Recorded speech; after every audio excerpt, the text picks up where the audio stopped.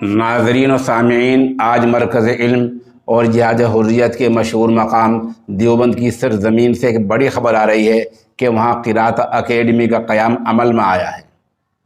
یہ خبر سینئر صحافی رضوان سلمانی نے سوشل انڈیا نیوز کے لیے بھیجی ہے۔ خبر تفصیل سے سنیے۔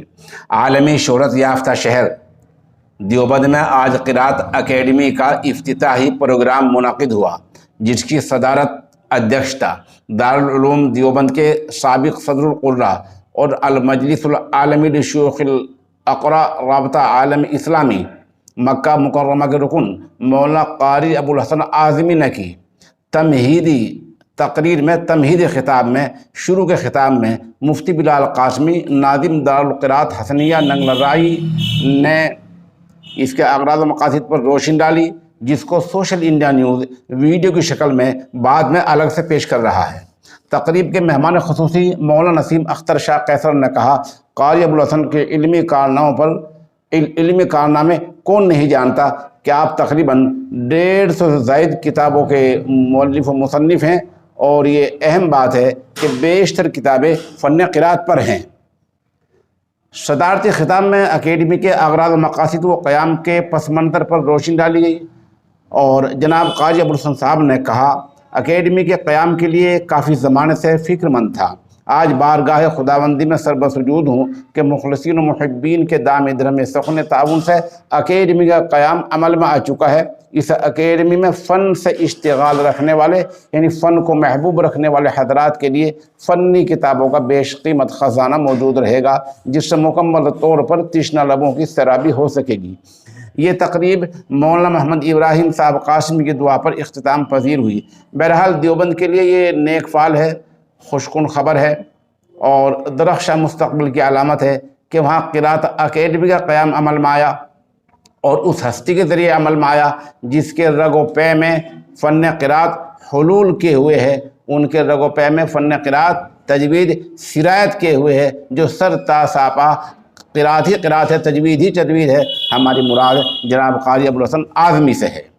اس تقریب کے شرکا میں جناب قاری ساجد صاحب، حافظ عمر الہی، عبدالرحمن سیف، مولانا مقیم قاسمی، عارف عثمانی، قاری دلشاد قاسمی، مولانا قاری سلمان امام اوقاف قطر، قاری فیصل قاسمی، مولانا شارب قاسمی، نادر خان، قاری ضیاء الحسن اعظمی، قاری فیض الحسن اعظمی، حافظ حمزہ وغیرہ کے نام قابل ذکر ہیں۔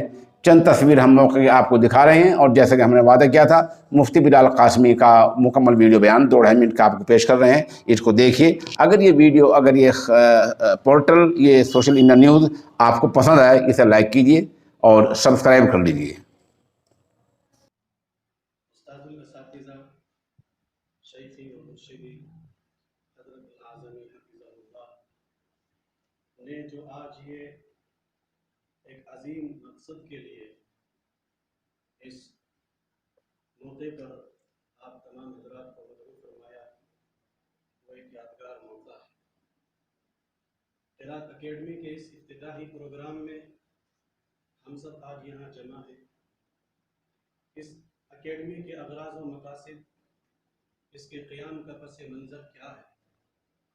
حضرت اقدس دامت برکاتہم کے مطابق کہ ہندوستان میں مدارس اسلامیہ، مراکز دینیہ کی بہتات ہے۔ الحمدللہ اپنے اپنے طریقے پر تعلیمات اسلام کی خدمات کو سر انجام دے رہے ہیں۔ اللہ تعالیٰ سب کی خدمات کو قبول فرمائے۔ لیکن حضرت کی زندگی جس علمی میدان میں گزری ہے، نصف صدی پر مشتمل، بلکہ اس سے بھی زائد، آپ کی ذرّی خدمات آپ کو اس میدان میں ممتاز کرتی ہے۔ اور حضرت والا کی جو دیرینہ خواہشات ہیں، جو تمنائیں آرزوئیں تھیں، ان میں ایک قرات اکیڈمی کا قیام بھی تھا۔ حضرت والا اس کا وقتاً فوقتاً اپنے محبین، متعلقین، متوسلین کے سامنے ذکر فرماتے رہتے تھے۔ الحمدللہ وہ گھڑی آج آ چکی ہے، وہ وقت پورا ہوا، اور ایک خوبصورت اور باذوق انداز میں ایک اس پرکشش اکیڈمی کا قیام عمل میں آ گیا۔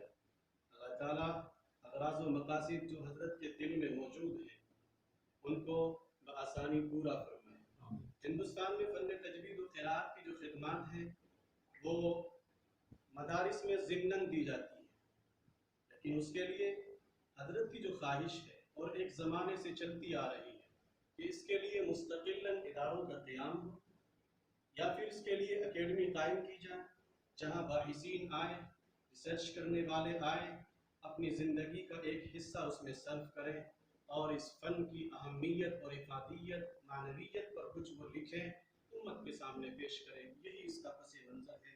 मुख्तसर से कलिमात